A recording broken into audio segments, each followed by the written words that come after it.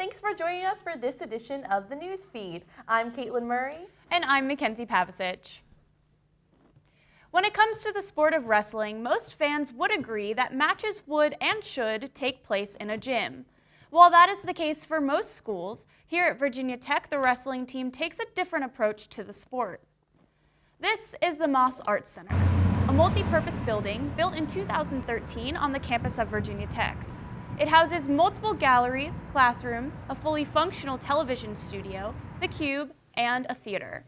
That is where the Virginia Tech wrestling team comes into play. This past week was the 3rd-year anniversary of Virginia Tech hosting a match in the Moss Arts Center, more specifically in the Ellen and Ann Fife Theater. Here, wrestlers went up against opponents on a grand stage while fans cheered from 3 levels of seating. While the idea may not be original, the thought of wrestling on a stage intrigued head coach Kevin Dresser very much. Actually, it was a couple Virginia Tech people that are no longer here that have moved on, but John Jadon, who was my athletic director, and DJ Johnson, who was in sports information. BJ's wife worked over there, and somehow those two got their heads together and said, "Coach, you need to come over here and check this out." Many wrestlers liken their craft to stage work already, so being in the Ellen and Ann Fife Theater comes at no real surprise at those who have wrestled already in Moss. And while the Moss is likely to host more matches in the coming years, Coach Dresser has his sights set on even bigger arenas.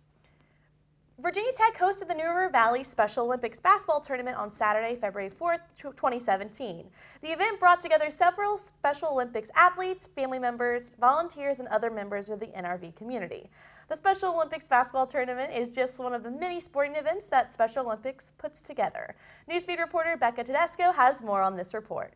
Special Olympics is an athletic organization for children and adults with intellectual disabilities. Athletes in Special Olympics range from age 2 to 80 and are from 169 different countries. Basketball is only one way of many ways that adults are able to participate. Several other events and competitions are held, including bowling, swimming, and track and field. Basically gave me the opportunity to run more and have more sports to do all the time. Special Olympics gives kids and adults the opportunity to express themselves the same way their other peers would.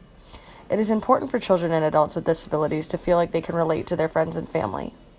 For people who have kids with special needs, there's not always that outlet that typical kids have through athletics in school and after-school programs and all.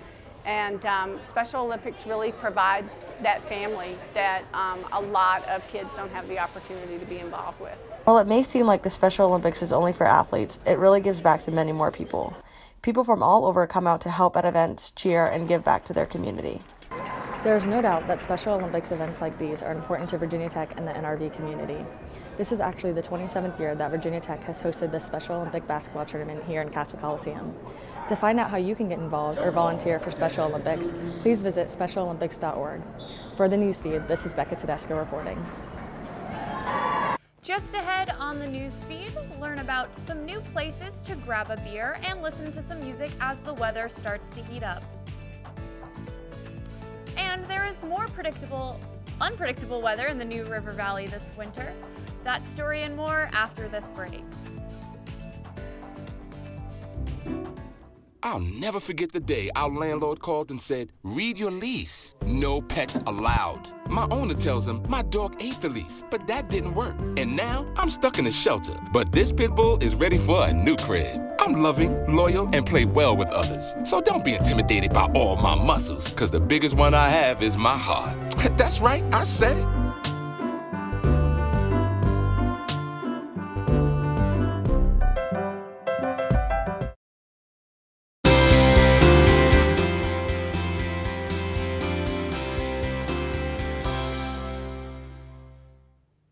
Welcome back to the news feed.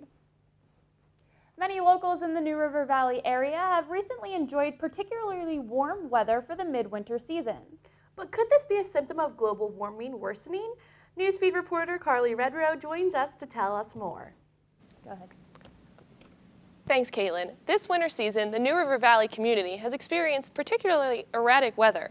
Individuals within the community can be seen jogging through town in shorts and tank tops one day, then bundled in scarves and winter coats the next. While some may be taking advantage of the warm weather, this early spring could actually be a symptom of global warming. This past year was the hottest in history. Right now, the climate in all regions around the world are drastically warmer than models are predicting. Roughly 97% of scientists feel most, if not all, of global warming is a direct result of human activity. Currently, local communities are already experiencing the consequences of a carbon-based society. This past summer, the New River Valley experienced warmer overnight lows. In the past, temperatures would drop below 50 degrees at night. However, records from this past summer indicate that that is no longer the case, meaning the climate comfort index for our community over time will no longer be so comfy. Additional symptoms include increased periods of both drought and wetness, which will amplify over time. This is not going to be, your children's or grandchildren's problem. This is our problem now. It is happening so quickly now that we're in it. We're not going to be able to think, okay, 100 years from now, this is the way it's going to be. It's happening as we speak right now. And the longer we wait, the greater those consequences will be. Unfortunately, it's now impossible to return the climate to what it once was. However, scientists are hoping to limit warming to the 2 degrees Celsius it's already risen.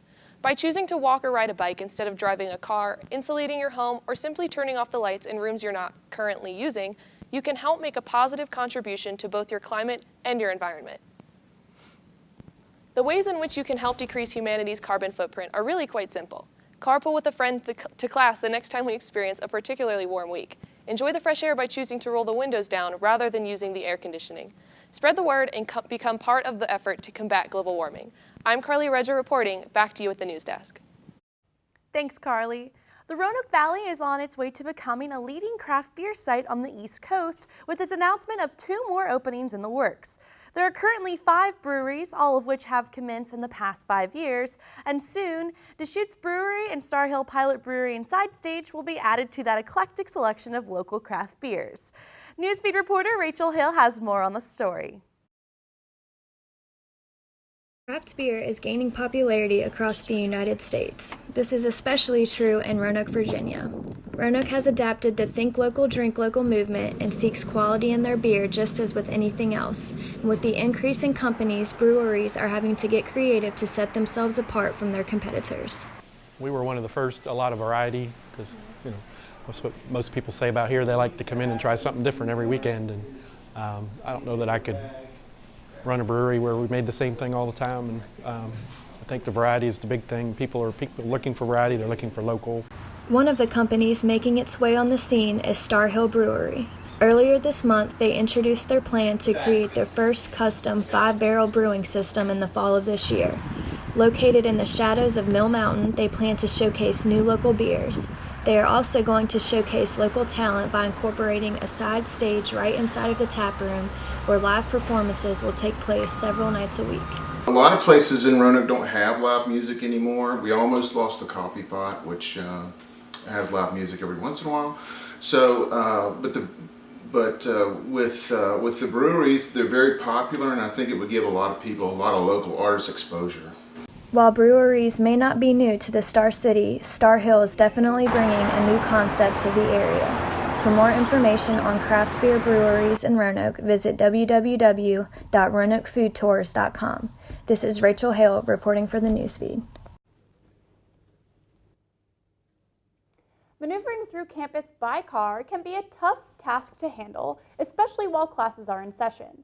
After an unfortunate pedestrian accident a few weeks back, members of the Virginia Tech community are raising concerns about driving on campus.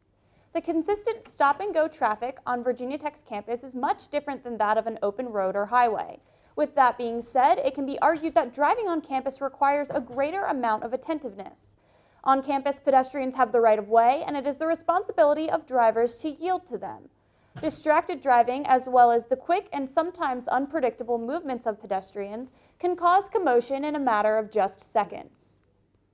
Sometimes when I'm on campus, I'll catch myself kind of not paying attention to the whole surrounding areas and not just the road ahead of me. So I definitely noticed it there, and I've also had a couple experiences walking on crosswalks, and I thought the car was not going to stop. To increase campus safety, students can do their part in staying safe by only crossing on crosswalks and looking up from their phones. Drivers can remain focused by eliminating texting and driving while keeping their eyes peeled for sudden movements. Stay safe, Hokie Nation. With the news of President Trump's travel ban, Uber has faced backlash for its abuses of the situation. People across the country have boycotted Uber.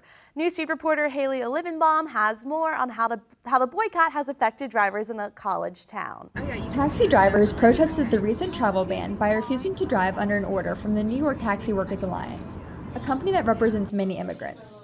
However, Uber drivers continued to run, which was seen as trying to profit from the conflict. Once word got out, people across the country started to boycott using Uber. Uber is not only a service that helps people get home safely, but also provides extra money, sometimes a larger percentage of income, for those who drive for the company. In a college town, students often use Uber to safely get from place to place as one of the most convenient options. The benefits to Uber, such as people not driving drunk and the convenience factor to get a ride whenever, and the fact that the money is more going towards the drivers and not really the company or the CEO. While a boycott has potential to affect thousands of drivers across the country, in a small college town such as Blacksburg, Virginia, the impact to drivers has been seen as less detrimental. It doesn't appear that I've been directly affected by the Uber ban, as it's a smaller town and it's also a college town, which means there's plenty of traffic. Uber drivers in Blacksburg continue to drive and earn their usual income. This has been Haley Olivenbaum reporting for the Newsfeed. The Blacksburg Nature Center, located on Wharton Street, offers a unique experience of simultaneous education and engagement. The center's partnership with Virginia Tech Biosciences has helped with the development of interactive exhibits and information interpretative for the whole family. Sophia Ocorn has more on this story.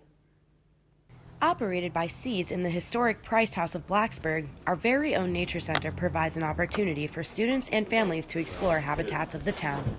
The center features a children's nature-themed library, play area, and exhibits with live fish and reptiles.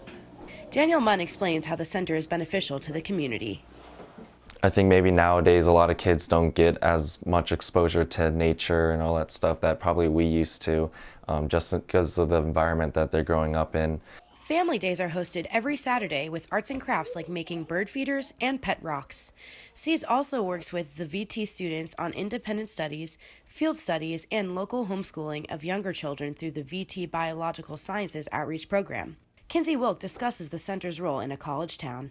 The town around Tech is kind of college-centered, and of course there are families here, so it's good to have a place that's more geared towards like the younger side. Founded in 1995, SEEDS stands for Seek Education, Explore, and Discover. Their mission is to inspire curiosity and love for the environment in children through discovery, nature education, and community awareness.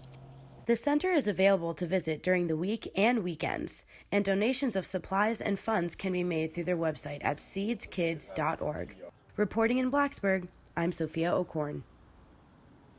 That will wrap up this edition of the Newsfeed.